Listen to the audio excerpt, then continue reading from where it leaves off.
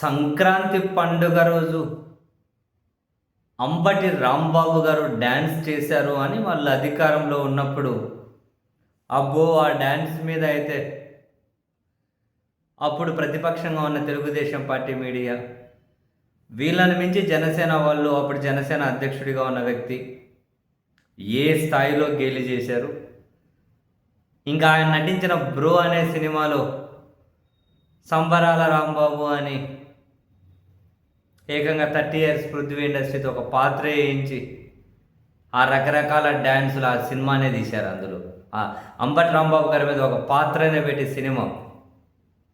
సరే, scene cut చేస్తే అంబటి రాంబాబు గారు వాళ్ళ పార్టీ అధికారంలో లేకుండా పోయింది.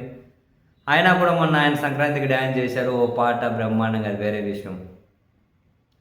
సరే, ఇప్పుడు అధికారంలో ఉన్నవాళ్ళు, మంత్రులుగా ఉన్నవాళ్ళు, ఆ కోనసీమ జిల్లాలో మంత్రి సుభాష్ గారు, ఈ అనంతపురం జిల్లా అంటే ఉమ్మడి ప్రస్తుతం సత్యసాయి జిల్లా ధర్మవరంలో మంత్రి సత్యకుమార్ యాదవ్ గారు ఓ బ్రహ్మాండమైన స్టెప్పులు వేసే ప్రయత్నం, డ్యాన్సులు చేశారు బ్రహ్మాండంగా. వీళ్ళే కాదు, మొన్న ఒక ఎమ్మెల్యే ఏదో ఒక రోడ్డు మీద డ్యాన్సులు వేసుకుంటూ పోయారు. చాలామంది ప్రజాప్రతినిధులు డ్యాన్సులు స్టెప్పులు వేసుకుంటూ పోతూ ఉన్నారు. ఒక అంబటి రాంబాబు గారు డ్యాన్స్ చేశారు అని చెప్పి బ్రో అనే సినిమాలో ఆయన పేరు మీద ఒక పాత్ర పెట్టి, ఆ పాత్రకు డ్యాన్స్ పెట్టి ఎంజాయ్ చేసి, సో ఒక రకంగా చెప్పాలంటే ఆ సినిమాలో ఒక భాగంగా చేసుకుంటూ ముందుకెళ్తే, మరి ఇప్పుడు మంత్రులుగా ఉన్నవాళ్ళు, మరీ ముఖ్యంగా ఉప ముఖ్యమంత్రి, మంత్రి కదా ఆయన కూడా, ఆయన మంత్రివర్గ సహచరులు కూడా చేసిన డ్యాన్సు, మరి ఒక్కో డ్యాన్స్ కోసం ఒక్కో సినిమాలో పార్ట్గా పెట్టుకుంటూ పోతే ఎన్ని సినిమాలు తీవాల్సి ఉంటుందో. బహుశా ఈ సంక్రాంతి పండుగ ఉప ముఖ్యమంత్రిగా ఉన్న జనసేన అధ్యక్షుడికి సినిమాల్లో కావాల్సినంత కంటెంట్ క్రియేట్ చేసి ఇచ్చిందేమో. ఎందుకంటే మంత్రులు, ప్రజాప్రతినిధులు పోటీపడి సినిమా పాటలు, డ్యాన్సులు చేస్తూ ఉన్నారు. ఏదైనా న్యాయమే ఉండాలి కదా. అంబటి రాంబాబు గారి మీద ఒక సినిమా తీస్తే, ఒక పాట పెట్టి ఒక పాత్ర ఉన్న సినిమాలు, ఇప్పుడు మంత్రుల మీద కూడా, ఇప్పుడు సత్యకుమార్ గారి మీద ఒక సినిమాలో ఒక పాత్ర, సుభాష్ గారి మీద ఒక సినిమాలో ఒక పాత్ర, ఇంకో మంత్రి మీద ఇంకో సినిమాలో ఇంకో పాత్ర, ఇంకో రోడ్డు మీద డ్యాన్స్ చేసిన ఎమ్మెల్యే మీద ఇంకో సినిమాలో ఇంకో పాత్ర. ఏదైనా న్యాయం ఉండాలి కదా.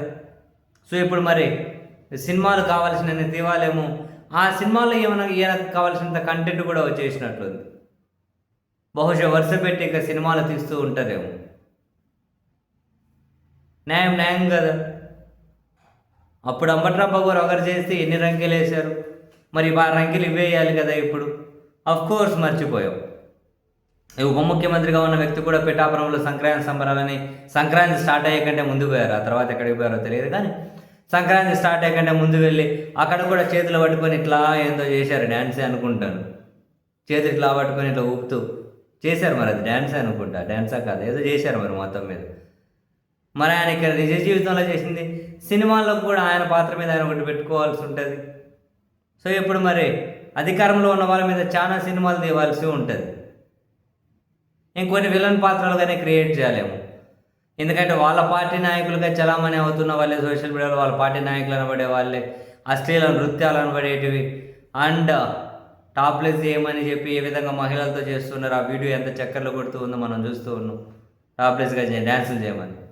సో అటువంటివి కూడా ఎంత తీవ్రంగా ఖండించాలి. కాబట్టి సినిమాల్లో ఇటువంటి పాత్రలు కూడా పెట్టి నెక్స్ట్ ఖండించే ప్రోగ్రాం కూడా సినిమాలలో ఖండించడం, అంటే లైవ్గా కాదు, అంటే నిజ జీవితంలో కాదులేండి. నిజ జీవితంలో ఖండించాలి అంటే ఆ అసభ్యకరమైన పనులు చేసిన వాళ్ళ ప్లేసుల్లో వైసీపీ వాళ్ళు ఉంటే నిజ జీవితంలో ఖండిస్తారు. వాళ్ళ పార్టీలో, వాళ్ళ కూటమి పార్టీలో వాళ్ళు ఉన్నారు అంటే ఆయనకు అవి కనిపించవు, వినిపించవు, అది వేరే విషయం. కానీ కనీసం సినిమాల్లోనే కనిపించి వినిపించి ఖండిస్తారేమో చూడాలి.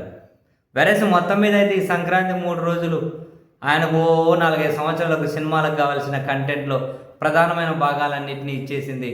ఇక ఆయన స్టార్ట్ చేయడం వర్క్ అనేది ఆయన చేతిలోనే ఉన్నట్లుంది ఇప్పుడు.